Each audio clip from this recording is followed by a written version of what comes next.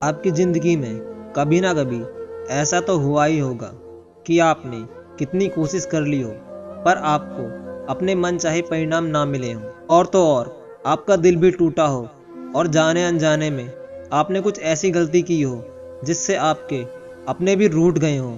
आप चाहकर भी कुछ नहीं कर सकते हो, लेकिन आप वर्तमान को बदलकर एक नई शुरुआत कर सकते हो। पर आप में वो हिम्मत नहीं है कि आप फिर से सही चीज़ें कर सको, क्योंकि आप बहुत ज़्यादा परेशान हो अपने पुराने कर्मों से। ये कहानी आपको सिखाएगी कठिन से कठिन समस्या को हल कैसे करें।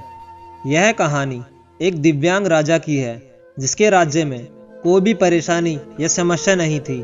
सभी लोग उस राजा से बहुत खुश थे और ऊपर वाले से धन्यवाद करते थे कि इतने अच्छे राजा को उनकी जिंदगी में भेजा।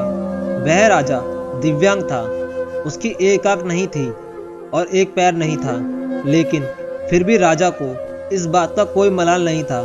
एक दिन राजा अपने महल के गलियारों में घूमते हुए अपने पूर्वजों की लगी तस्वीर को देख रहा था और सोच रहा था कि मेरे पिताजी इतने सूरवीर थे, उनके पिताजी इतने सूरवीर थे, हमें इतने सूरवीर खानदान में जन्म लेने का मौका मिला, यह ऊपर वाले का धन्यवाद है। राजा ने सभी चित्र को देखते हुए एक आखिरी चित्र तक पहुंचा और फिर उस खाली जगह को देखा तो वह चिंता में पड़ गया, क्योंकि उसे मालूम था कि अब यहाँ जो तस्वीर लगेगी वह उसकी लगेगी। लेकिन राजा को इस बात की चिंता नहीं थी कि वह मर जाएगा, चिंता इस बात की थी वहाँ जो पेंटिंग लगेगी वो कैसी लगेगी।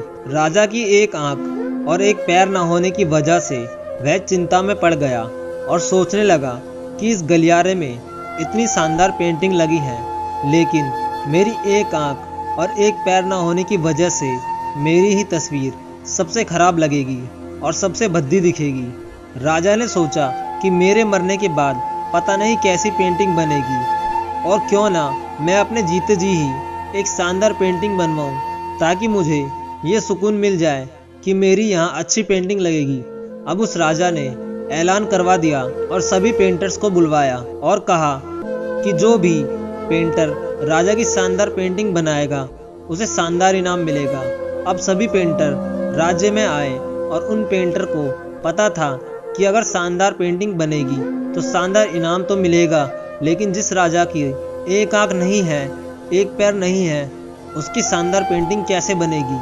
पेंटर सोच रहे थे कि इनाम का तो पता नहीं, लेकिन अगर शानदार पेंटिंग नहीं बनी और राजा गुस्सा हो गया तो सजा मिलेगी, इसलिए बड़े बड़े चित्रकार भी आगे नहीं आए। तभी उसमें से एक लड़का बोला, राजा साहब, मैं आपकी पेंटिंग बनाना चाहता हूँ, मुझे 24 घंटे का वक्त दीजिए। अब सभी बड़े बड़े पेंटर हैरान हो गए कि ये लड़का क्या पेंटिंग बनाएगा, और अगर राजा को पेंटिंग पसंद नहीं आई तो इसे सजा जरूर मिलेगी। राजा बोला, ठीक है, आप बनाकर आइए। अगले दिन वह लड़का तस्वीर बनाकर लाने वाला था और दरबार पूरी तरह से भर चुका था। लोग दूर दूर से ये देखने के लिए आए थे कि वह लड़का कैसी पेंटिंग बनाकर लाएगा। अब लड़का जब उस राजा की पेंटिंग बनाकर लाया तो लोग आश्चर्यचकित रह गए। सब लोग जोर जोर से तालियां बजाने लगे, सीटी बजाने लगे, और जब राजा ने उस पेंटिंग को देखा तो वह खुश हो गया और बोला कि वाह, इससे अच्छी पेंटिंग तो इस पूरे गलियारे में नहीं है। राजा ने उस लड़के को बहुत सारा इनाम दिया। अब आप सोच रहे होंगे कि उस राजा की क्या पेंटिंग बनी होगी जिसकी एक आंख नहीं है और एक पैर नहीं है, कैसी पेंटिंग बनी होगी। उस तस्वीर में लड़के ने उस राजा को एक घोड़े पर सवार किया था।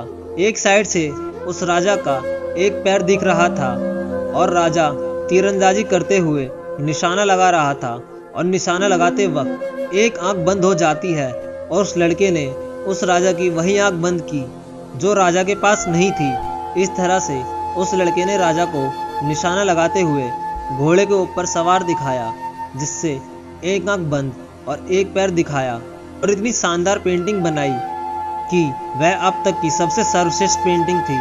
उस लड़के के सामने भी चुनौती थी, संकट था, लेकिन उसने सकारात्मक का साथ नहीं छोड़ा। जिंदगी में आप जिस भी मुकाम पर हो, जिस भी संकट में फंस गए हो, जिस भी स्थिति में हो, अगर आपने सकारात्मकता का साथ नहीं छोड़ा तो यकीन मानिए आप उस संकट से बाहर निकल जाएंगे। जिंदगी में उम्मीद का साथ मत छोड़िए, क्योंकि जिसने उम्मीद का साथ छोड़ दिया तो फिर जिंदगी उसका साथ छोड़ देती है। हर पल सकारात्मक रहिए, खुश रहिए, ऊपर वाले के आशीर्वाद के साथ, अपनों के प्यार के साथ, अपनी अच्छी और सच्ची मेहनत के साथ कुछ कर दिखाओ ऐसा कि दुनिया करना चाहे आपके जैसा।